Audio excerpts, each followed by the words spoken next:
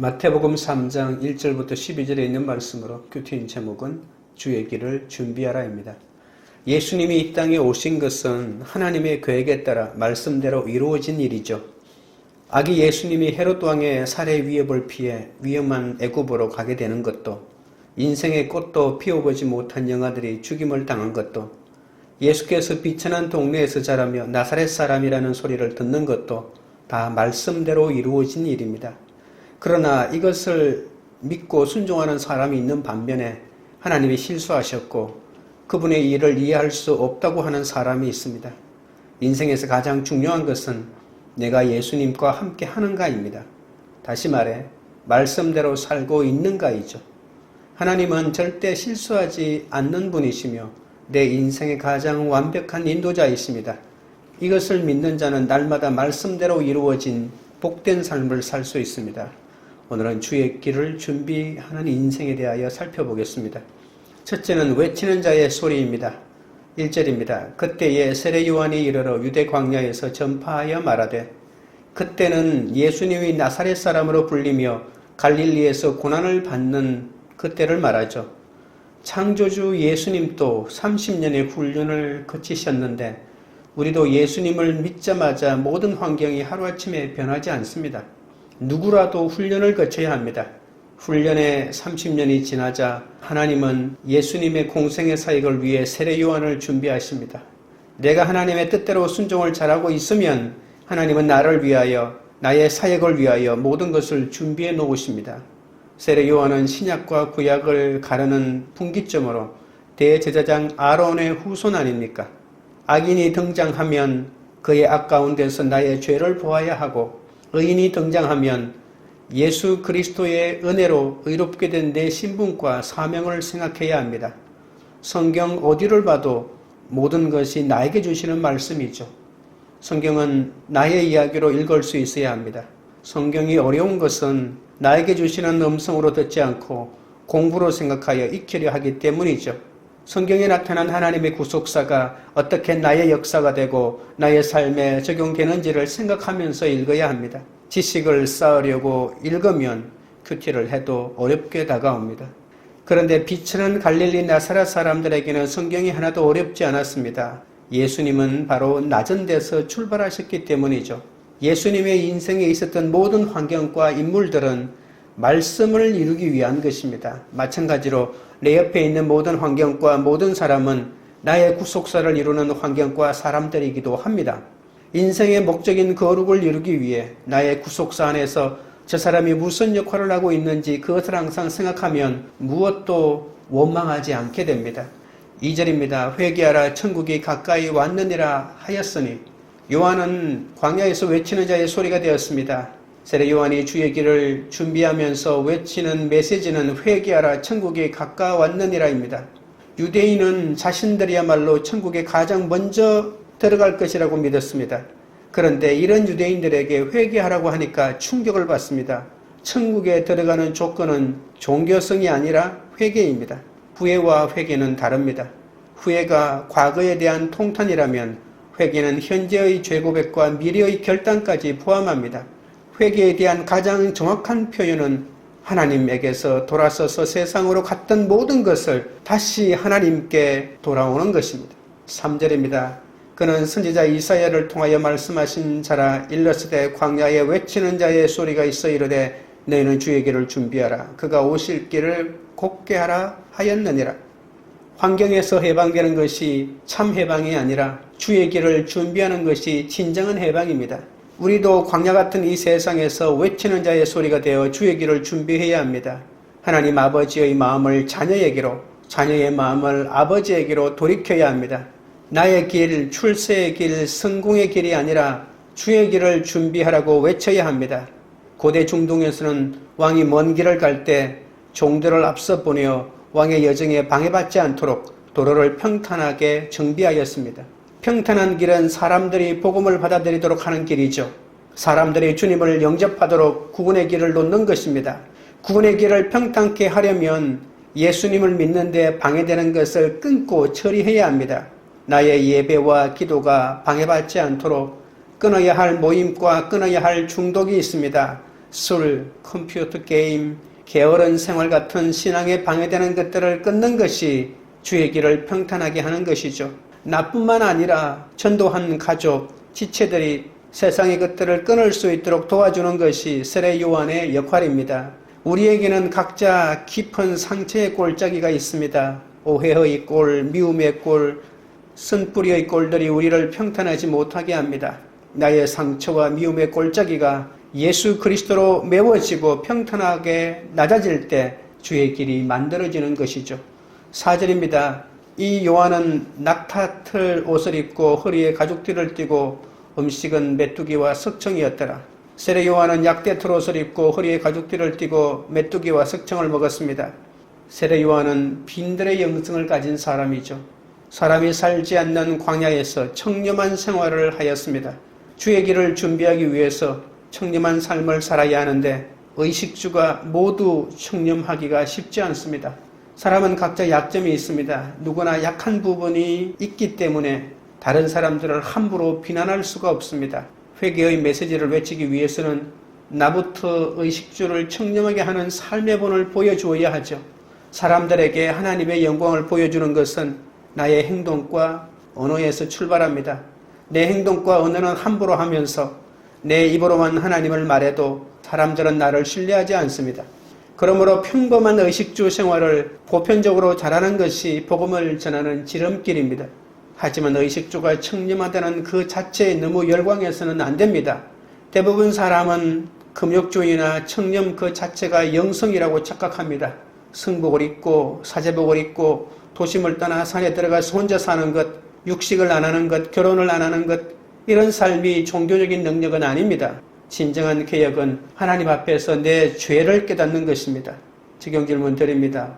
광야 같은 세상에서 나는 외치는 자의 삶을 살고 있습니까? 악쓰는 자로 살고 있습니까? 나의 환경과 상황이 하나님께 쓰임받기 위한 주인임을 믿고 순종합니까? 입으로 하는 회개가 아닌 내 성품과 습관을 돌이키는 회개의 삶을 살고 있습니까? 둘째는 합당한 열매입니다. 5절 6절입니다. 이때에 예루살렘과 온 유대와 요단강 사방에서 다 그에게 나와 자기들의 죄를 자복하고 요단강에서 그에게 세례를 받더니 세례 요한은 말라기 이후 400년 만에 나타난 하나님의 선지자입니다. 세례 요한이 광야에서 외칠 때 많은 사람이 그에게 나와 자기 죄를 자복하고 세례를 받았습니다. 광야에서 자신의 삶으로 외쳤기 때문에 예루살렘과 온 유대의 수많은 사람이 그에게 나와서 자기 죄를 자복한 것이죠. 죄를 깨닫게 하는 것이 최고의 준비라고 했습니다. 죄를 보게 해주는 것이야말로 주의 길을 준비하는 자의 사명 아니겠습니까? 구원의 첫 단추는 자기 죄를 보는 것입니다. 아무리 종교의 자유를 외치고 개혁을 부르짖어도 죄에 대한 회개 없이 개혁만을 외친다면 누구도 변화시킬 수 없습니다. 교회 개혁보다 하나님을 예배하는 것이 먼저입니다. 하나님의 자녀로서 하나님과 친밀함을 누리기 위해서는 예배로 시작하고 예배로 마쳐야 합니다. 사람은 예배가 없이는 살 수 없는 존재입니다. 내 삶의 전부를 들여서 하나님을 예배하는 것이 인생의 목적이니까요. 죄를 깨닫게 하는 외치는 자의 소리가 없으면 감정과 논리로만 성경을 보고 하나님을 믿다가 악의 길로 갈 수밖에 없습니다. 진정한 자유는 죄에서 얻는 자유입니다. 창조주 하나님을 부인하고 떠나는 것은 자유가 아닙니다. 잠언 1장 7절에서 여호와를 경외하는 것이 지식의 근본이라고 했습니다. 그렇기 때문에 어려서부터 성경을 가르치고 하나님의 가치관을 심어줘야 하는 것이죠. 7절입니다. 요한이 많은 바리새인들과 사두개인들이 세례 베푸는 데로 오는 것을 보고 이르되 독사의 자식들아 누가 너희를 가르쳐 임박한 진노를 피하라 하더냐. 세례 요한은 세례받으러 나오는 경건한 바리새인들, 물질주의자, 사두개인들에게 독사의 자식들이라고 합니다. 사회 기득권층을 향하여 그렇게 외쳤던 것이죠. 외치는 자의 소리가 되려면 때때로 상대가 듣기 싫어하는 소리를 외쳐야 할 때도 있습니다. 이렇게 높고 대단한 사람들에게 독사의 자식들이라고 하는 것은 아무리 외쳐도 그들은 돌아오지 않기 때문이죠. 실컷 자기 마음대로 살다가 세례를 받는다고 해도 멸망을 피할 자격이 그들에게는 없습니다. 세례 요한은 임박한 진노를 누가 피하라 하더냐라고 호통을 칩니다. 정말 사랑이 있으면 이렇게 야단칠 수 있습니다. 회개해야 할 죄가 분명히 있는데도 괜찮아. 그래도 교회는 열심히 나갔잖아. 그러니까 절대로 망하지 않아 라고 말하는 것은 독초를 주는 것이요, 쑥을 주는 것입니다. 너 그렇게 살면 안 돼. 빨리 돌이키고 회개해야 돼. 그렇지 않으면 멸망이야. 이렇게 말하는 것이 사랑이고 진정으로 그 사람을 생각하고 도와주는 것이죠. 8절 9절입니다. 그러므로 회개에 합당한 열매를 맺고 속으로 아브라함이 우리 조상이라고 생각하지 말라. 내가 너희에게 이르노니 하나님이 능히 이 돌들로도 아브라함의 자손이 되게 하시리라. 사회의 기득권층으로 세상 사람이 부러워하는 열매를 많이 맺었다고 해도 정말 맺어야 하는 것은 회개에 합당한 열매입니다. 하나님을 믿는다고 하면서도 인내하지 못하고 용서하지 못하던 내가 진심으로 회개하는 모습을 보일 때 내 모습을 보는 사람들도 자기 죄를 회개하지 않겠습니까? 이것이 회개에 합당한 열매입니다. 나의 회개가 상대방을 변화시킵니다. 남편이 아내에게, 아내가 남편에게, 부모가 자식에게 먼저 자기 죄를 고백하는 회개의 모습을 보여주면 가정의 사랑과 희락과 화평과 온유와 절제와 충성의 열매가 나타납니다. 그것이 바로 회개에 합당한 열매입니다. 회개의 메시지를 아무리 들어도 스스로 죄인이라는 것을 인식하지 못하는 사람이 있습니다. 속으로 내가 어떤 집 자식인지 알아? 내가 아브라함 자손이야. 우리 집안이 목회자 집안이야. 내가 신학을 공부했어. 목사야. 그런데 나를 보고 회개하라고? 그러면서 끝으로는 겸손을 가장합니다. 나처럼 대단한 사람이 비천한 세례 요한에게 가면 굉장히 겸손한 사람처럼 보입니다.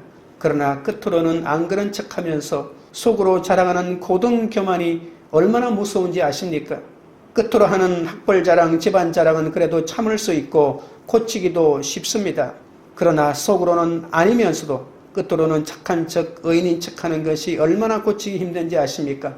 고치기 힘든 고등 교만의 죄에 걸린 사람들이 바로 바리새인이요 사두개인들입니다. 자신들은 이미 구원받은 선민이라고 철석같이 믿기 때문에 그들의 인생에 회개라고는 없습니다. 말씀을 들어도 나는 괜찮다며 회개를 거절합니다. 10절입니다. 이미 도끼가 나무 뿌리에 놓였으니 좋은 열매를 맺지 아니하는 나무보다 찍혀 불에 던져지리라.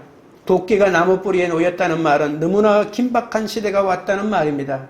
찍어 불에 던지우리라는 욕을 먹어도 구원을 위해 소리를 질러야 한다는 뜻이죠. 부자들이나 배운 사람 앞에서는 이런 이야기를 하기가 어렵고 교회 다니며 잘 믿는다고 자부하는 사람들에게는 더욱 어렵습니다. 그런데 세례 요한은 그 힘든 역할을 감당합니다. 그만큼 그의 마음이 긴박하기 때문이죠. 성도는 자기 열매가 아닌 회개에 합당한 열매를 맺기 위해 스스로 우월하다고 생각하는 선민의식을 버리고 내 연약함과 죄를 보고 회개해야 합니다. 적용 질문 드립니다. 날마다 말씀을 묵상하며 죄를 자복하십니까? 어려서부터 하나님 앞에서 자기 죄를 볼 수 있도록 자녀를 말씀으로 양육하십니까? 교회가 그 역할을 대신한다고 생각하지 말고 당장 가정 예배를 드리는 적용을 하시겠습니까? 무조건 회개하라고 외치기보다 먼저 나의 잘못을 인정하고 남을 용서하며 회개의 열매를 보여주고 있습니까? 셋째는 쭉정이와 알곡입니다. 11절입니다. 나는 너희로 회개하게 하기 위하여 물로 세례를 베풀거니와 내 뒤에 오시는 이는 나보다 능력이 많으시니 나는 그의 신을 들기도 감당하지 못하겠노라. 그는 성령과 불로 너희에게 세례를 베푸실 것이요. 세례 요한은 기득권층에게 회개 메시지를 외치며 힘든 역할을 하고 있지만 예수님은 인정하고 높이고 있습니다. 자신은 물로 세례를 주지만 예수님은 성령과 불로 세례를 주실 분이라고 고백합니다. 회개의 열매를 맺는 사람은 남을 인정할 줄 압니다. 예수님은 당시 신분으로 보면 목수에 불과하고 세례 요한은 대제사장 아론의 후손 아닙니까? 하지만 목수 예수님을 인정했습니다.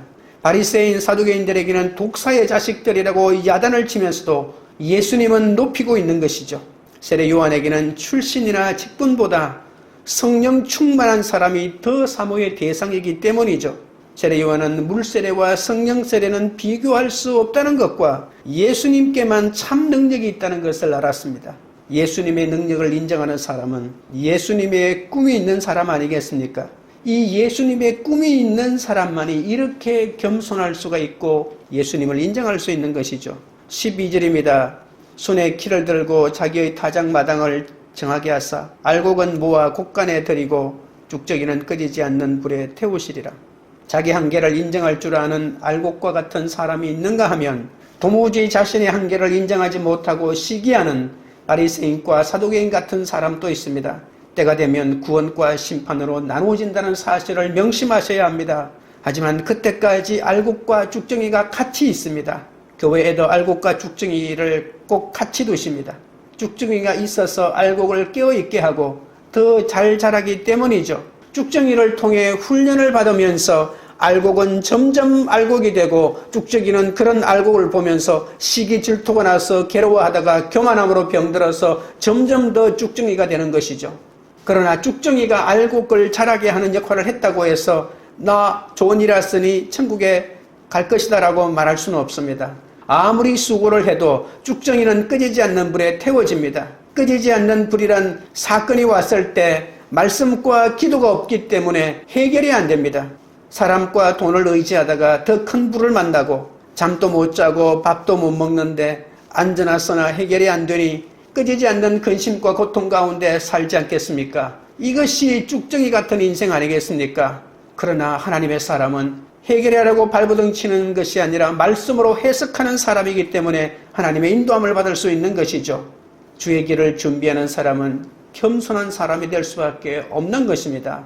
그것도 말씀 앞에, 주님 앞에, 그리고 다른 사람들 앞에서 내 의인이라고 자랑하지도 않는 것이죠. 내가 얼마나 독사의 자식인지 내 속에 혈통과 직분을 자랑하면서 나는 지옥에는 안 가겠지 하는 영적 교만이 있음을 알아야 합니다.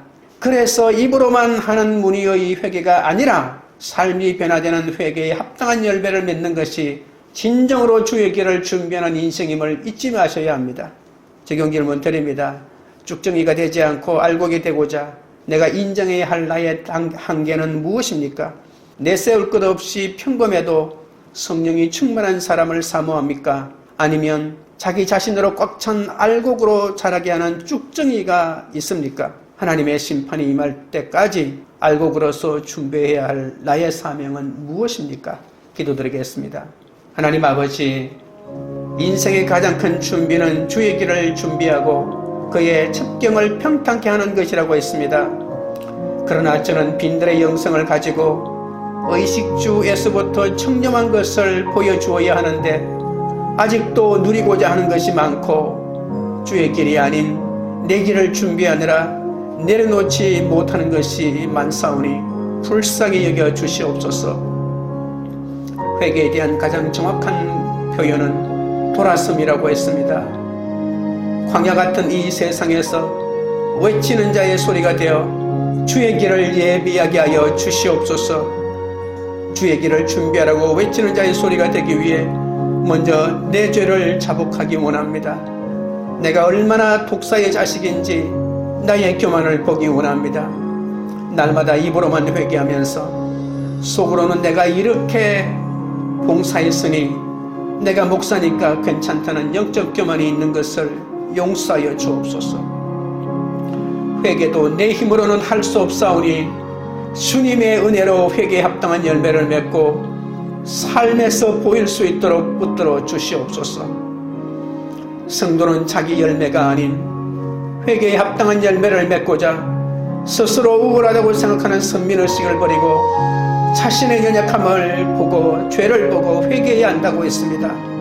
외치는 자가 되고자 먼저 자신의 죄를 보고 그 죄로부터 돌이킬 수 있도록 인도하여 주옵소서. 주의 길을 준비함으로 쭉정이 같은 인생에서 돌이켜 알곡 같은 인생이 되도록 살펴주시옵소서. 광교리들 교회가 광야 같은 세상에서 나의 환경과 상황이 하나님께 쓰임받기 위하여 준비하는 공동체가 되게 하옵소서. 입으로 하는 회개가 아닌 내 성품과 습관을 돌이키는 회개의 삶을 살게 하여 주옵소서. 무조건 회개하라고 외치기보다 먼저 나의 잘못을 인정하고 남을 용서하며 회개의 열매를 보여주는 공동체가 되게 하옵소서.